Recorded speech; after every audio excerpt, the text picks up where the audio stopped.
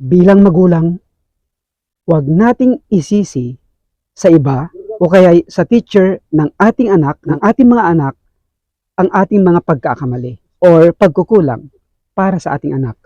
Huwag ganun. Mali yun.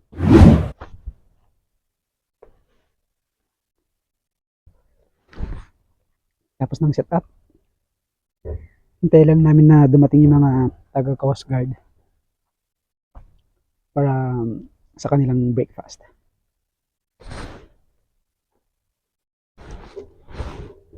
Simple lang.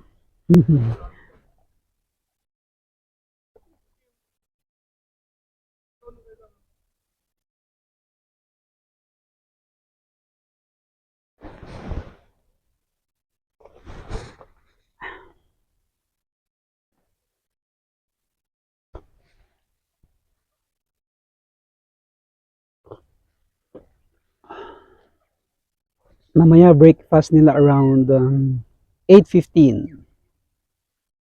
That's what they said, 8:15. So still have ample time to relax. Katatapos lang namin, mga tauhan namin na mag-set up. Masarap yung pakiramdam na kahit busy-busy tayo sa ating mga ginagawa, kahit maraming trabaho, unang-una kung mahal mo talagang ginagawa mo, napakadali na lang sa atin yun na gawin. Yun ang naobserbahan ko. Pero pagka hindi mo mahal ang ginagawa mo, madali kang magsawa. Kasi minsan, usually ang mga tao, they're only after about their salaries or incentives. Para sa akin, hindi. Mahalin mo muna yung ginagawa mo. Mahalin mo muna natin yung ginagawa natin. And everything would just follow. Yun yun. Sa ayot gusto natin. I mean yung magiging resulta nun. So it could be financial or compensation or kahit anong benepisyo na makuha mo. Yun ay wag mo natin isipin. Darating naman yun sa ayot gusto natin. Basta ang unahin natin para sa akin yung trabaho natin. Mahalin natin. Napaka-importante yun. Muli, pagka yung hindi mo mahal yung ginagawa mo, we are only after about the money or anything that we could get. So, para sa akin, hindi obra yon, hindi katatagal. So, sa kaso ko, kahit marami akong ginagawa, lagyan mo lang ng sistema, napakadali na lang. I mean, actually hindi madali, pero yung flow, maayos. Kasi, nabibigyan mo ng sistema.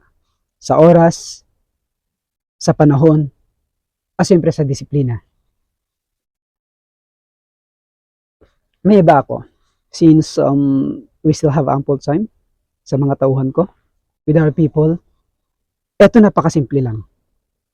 Bilang isang magulang, tayo mga magulang, minsan may mga kailangan ng anak natin na minsan para bang hindi natin napapansin na naging parte tayo sa kanila bilang obligasyon natin. Halimbawa, sa pag-aaral ng mga anak natin. Kapag binigyan tayo ng responsibility for our kid or kids sa kanilang pag-aaral, para sa akin dapat ginagawa natin yun.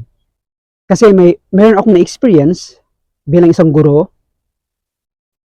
na yung responsibilidad ng magulang ay para bang tipong ibinabato sa akin. So basically, what I'm talking here is that imbis na responsibilidad ng magulang para sa kanilang mga anak or para sa kanyang anak, ang nangyayari, ibinabato dun sa teacher. I'll give you an example. So there was incident last few days sa school namin. Meron kami tinatawag na NPS, No Parent Signature. So anong nangyari? So since nga walang parent signature doon, ito lang yun. Bilang magulang, huwag nating isisi sa iba o kaya sa teacher ng ating anak, ng ating mga anak, ang ating mga pagkakamali or pagkukulang para sa ating anak. Dapat alam natin yung responsibilidad natin. Kung na-miss man natin ang bahagi ng responsibilidad natin sa ating mga anak na para bang tipong isinisisi natin sa kanilang teacher or advisor, huwag ganun. Mali yun. Bakit nating isisi sa iba ang ating obligasyon bilang magulang, hindi maganda yon. Kapag ka pinaliwanagan ka ng isang tao or ng isang guro in particular, at tama naman yung kanyang paliwanag, tanggapin mo. Tanggapin natin bilang magulang. Napaka-importante yun. No need to argue. No need.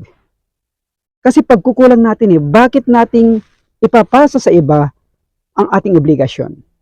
Hindi pwede yon. Para sa akin, hindi pwede yon. Kasi minsan ang nakikita ko dito ay yung sabihin nating pride. So ano mga dahilan ng pride? Halimbawa, yung posisyon natin sa buhay, yung financial, yung taas ng pinag-aralan.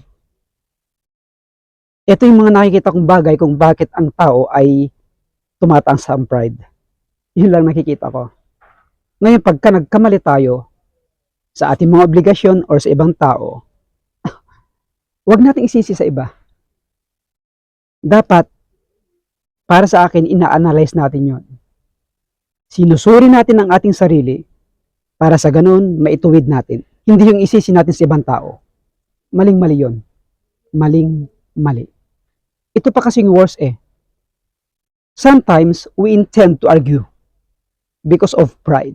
Well, in fact, dapat nagiging kontrolado lang tayo sa ating emosyon. At the end of the day, it's all about for the paramount of our kid.